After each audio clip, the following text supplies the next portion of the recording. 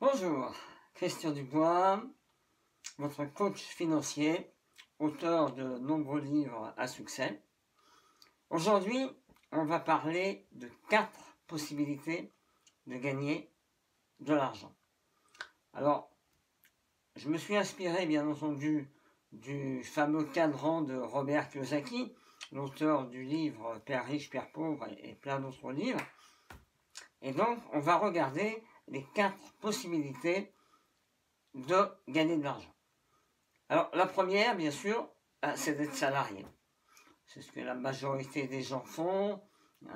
Enfant, on nous dit, va à l'école, passe un diplôme, tu auras un bon métier, tu seras cadre, etc. Puis une bonne retraite, etc., etc. Donc, la majorité des gens, c'est ce qu'ils font. Ils vont à l'école, ils passent un diplôme, et ensuite, ils espèrent avoir un CDI. Tiens, au fait, qu'est-ce que ça veut dire, CDI? Oui, c'est ça. Contrat à durée indéterminée. C'est pas un contrat à durée illimitée. Hein. C'est pas parce que vous avez un CDI que ça y est, vous êtes sauvé de n'importe quelle situation. Non. Un CDI, c'est un contrat à durée indéterminée. C'est-à-dire que la personne elle peut également se séparer de vous quand elle a envie. Alors oui, elle vous donne des indemnités. Enfin, ça ne va pas chercher très loin. Alors pourquoi la majorité des gens prennent ce chemin-là? Parce qu'ils ont soif de sécurité. Et vous savez, dans la vie, il y a 2 portes. Il y a une porte, dessus c'est marqué sécurité, et l'autre c'est marqué liberté. Si vous prenez la première, sécurité, vous vous condamnez à vie. La deuxième, la liberté. Alors effectivement, les gens, par besoin de sécurité, par besoin d'avantages sociaux, les congés payés, la mutuelle d'entreprise, vont aller sur ce chemin-là, qui est le chemin de salarié. Et effectivement, il est compliqué, quand on est salarié, de s'enrichir vraiment. Sauf si on va également dans d'autres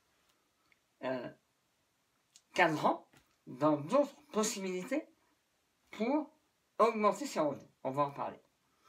La deuxième possibilité de gagner de l'argent, c'est d'être indépendant, c'est-à-dire profession libérale, commerçant, artisan, auto-entrepreneur.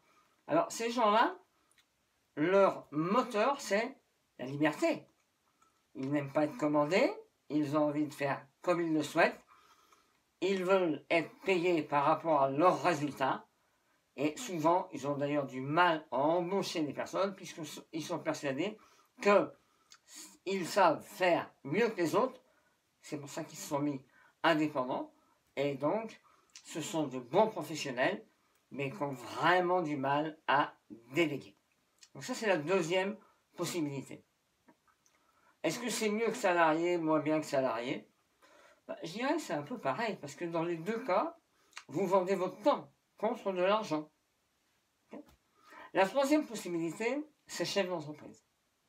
Et là, il y a une phrase que j'adore, qui est « Je préfère 1% de l'effort de 100 personnes que 100% de mon propre effort. » Et oui, vous l'avez compris.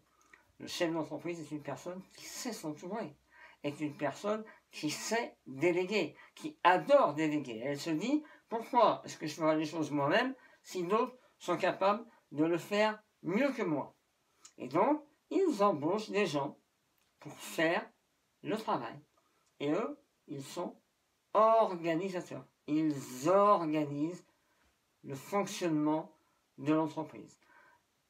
Une entreprise, un véritable chef d'entreprise, qu'il soit là ou qu'il ne soit pas là, ça fonctionne. Pourquoi? Parce qu'il a mis en place un principe, un système qui peut fonctionner même en son absence. C'est ça, un véritable chef d'entreprise. C'est quelqu'un qui peut avoir des revenus même s'il n'est pas là. Alors ça ne veut pas dire qu'il va aller se reposer et devenir oisif. Ça veut dire que, il peut monter d'autres affaires pendant ce temps-là, et alors qu'il sait pertinemment qu'il va y avoir des revenus qui vont être générés par la première entreprise qu'il a créée, à condition que ce soit une véritable entreprise avec un système qui fonctionne tout seul. Et enfin, le quatrième point, c'est d'être investisseur. Investisseur, ça veut dire quoi? Ça veut dire ne pas travailler et faire travailler l'argent à sa place. Un investisseur, c'est quelqu'un qui fait de l'argent avec l'argent. Alors comment est-ce qu'il fait? Il achète par exemple de l'immobilier locatif. Si vous avez des biens immobiliers et que vous mettez des locataires dedans, ça va vous générer des revenus supplémentaires. Et ces revenus, vous pouvez également les réinvestir pour racheter des biens immobiliers. Ou autre chose, comme par exemple des actions. Vous pouvez très bien avoir des actions et donc recevoir chaque année les dividendes. Ça veut dire la participation aux bénéfices que la société que vous avez achetée va générer. Parce que quand vous achetez des actions, n'oubliez jamais, vous achetez des parts de société, des parts d'entreprise. Donc si cette entreprise, elle fait des bénéfices, eh bien, elle va, peut-être, elle n'est pas obligée, elle peut, on va dire, ça sera mieux, elle peut vous verser des dividendes. Et donc ces dividendes-là, vous pouvez soit les réinvestir en achetant les actions de la même entreprise ou d'autres entreprises. Et donc diversifier ce qu'on appelle votre portefeuille boursier ou votre compte titre. Tout ça, c'est possible. Mais attention, il ne faut pas confondre un investisseur et un négociant, ou un investisseur et un commerçant. Qu'est-ce que je veux dire par là? Un investisseur, c'est quelqu'un qui achète et qui garde le bien. C'est pas quelqu'un qui achète pour revendre. C'est pas quelqu'un qui achète des actions et puis un mois après il les revend parce que ça a pris un peu une plus-value. Donc il va encaisser la plus-value, il va arracher les actions, il va faire pareil avec l'immobilier. Ça ressemble plus à un marchand de biens qu'à un investisseur. Un investisseur, c'est quelqu'un qui achète des biens, qui les garde. Et son objectif numéro 1, c'est que ces biens-là procurent des revenus.